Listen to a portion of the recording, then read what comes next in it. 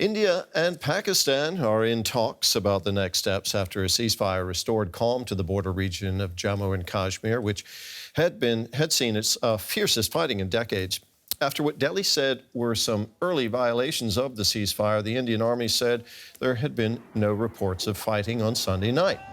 Pakistan denies any ceasefire violations. The truce between the two nuclear powers, announced by U.S. President Donald Trump, followed 4 days of intense fighting.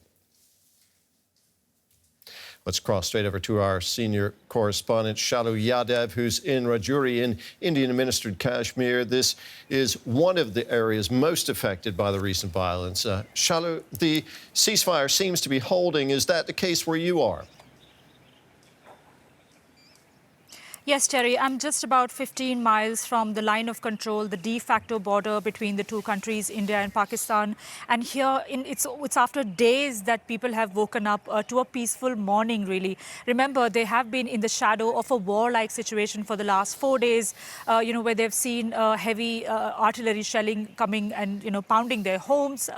Lives have been lost. They've seen drones flying over their homes and some really intense cross-border firing, Terry, over the last 4 days. So today seems to have come as a sigh of relief, but there's still a little bit of tension on the ground. I mean, we've been speaking to the locals here, and they've recounted how they spent, 4 sleepless nights. They didn't even sleep on their beds, fearing that a shell is going to land on them. So you can imagine how difficult these last 4 days must have been for them. And remember, this is one of the worst, confrontations that the two countries have seen in the last 3 decades. And it's only, in areas like this, in the border villages, where the first victims are seen whenever these two countries are sparring like this.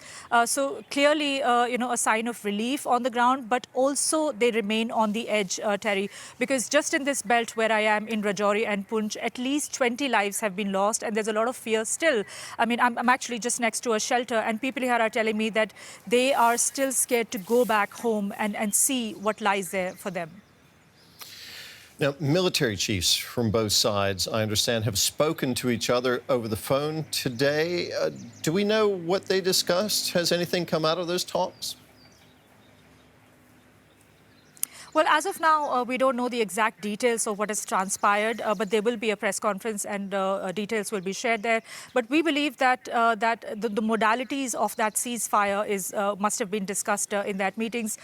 Remember, there's been a ceasefire in place between the two countries since 2003, but it has been broken time and again, Terry. So, and given the nature of the current confrontation that we have seen, which is very serious in nature, I think it's going to take a lot of effort on both sides to iron out the details of the ceasefire. And the locals especially are keeping an eye out for the details of that call, because they say that their future is at stake. Their future depends on the outcome of that call. They want to be able to feel the confidence to be able to go back and pick up their lives. Also, remember, Terry, this ceasefire came almost like a snap decision between the two countries when they were really at the heights of the hostilities. And India has made it very clear that if there is a ceasefire violation in the coming days, it's going to be met with a fitting and strong response. So people remain on the edge, even if there is, an uneasy calm in the town here. Shalu, thank you very much. DW senior correspondent Shalu Yadav from Rajouri in Indian-administered Kashmir.